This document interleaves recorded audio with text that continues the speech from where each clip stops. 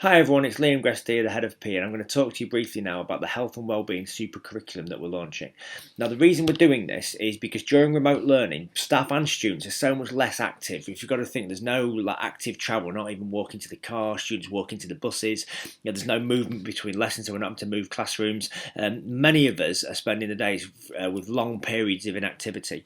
Both parental and student feedback showed us that students feel they're spending too much time on their screens, and one of the things with core PE, the students mentioned that they liked core PE because it gave them one hour twice a week where they can get away from their screens and get physically active.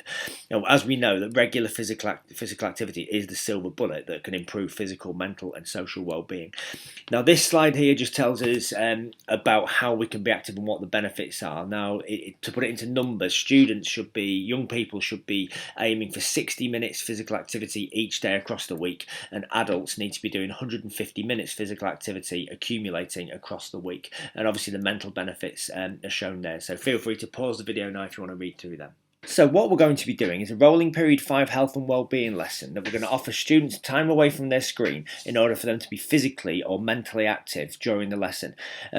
The World Health Organization also puts social aspects into well-being. However, it's very difficult to get students together, but the social aspect could come from knowing that other people are doing the same thing at the same time, or they could engage members of their family.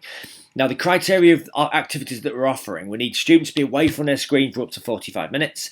We want them to be creative, it could be stimulating. We want them to be physically active.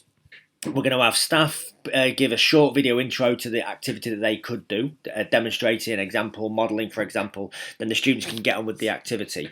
We're also going to share a wellbeing diary, like an evidence passport, if you like, where the students are going to record what they did each week with photos, with videos, screenshots of fitness trackers, and how they felt. So what a week could look like is, for example, we've shown here, they could do a PE yoga session, art and design might do like 10-minute meals. Jenny Ridley's doing a teenage cancer trust squat challenge, so that could be one of the week's activities. We could send them geocaching. So this would be an example of what they will be able to do in the week, and the idea will be the students get to the lesson, they click on the link that they want to do, there's a video explaining what they're doing, and then they evaluate that at the end of the session. What we do need from members of staff, if anyone does anything that they would like to share, then it'd be great to come forward and let us know. So when is this going to happen? So we're going to calendar the activities to run on a period 5 each week, and each week it will be a different day of the week, and that's going to avoid repeatedly hitting the same lesson. It's important to note that lessons are cancelled and no work is to be set from teachers, because we don't want students thinking they need to get on with some work so they don't fall behind. We want to give the students the opportunity to get away. We also want teachers the opportunity to get away and get involved in these sessions too. We're going to be sharing it through the In the Loop newsletter that Simon sends out on a Friday, so if it's a cooking challenge, for example, they need ingredients, then they can prepare for that and make sure they're ready for it. And also what we're going to be doing is this health and wellbeing diary that we're going to ask the tutors to share on their tutor Google Classroom, so the students can complete that each week. So what needs to happen now? All tutors are asking need to join the health and wellbeing classroom that has been set up by the PE team. And what will happen each week, the PE team will set an assignment with 4 activities with a link to the diary that each student gets a copy of. And then each week we just need tutors to reuse the assignment to their tutor classroom so their tutees can see it. We feel that'd be the easiest way of getting it out there.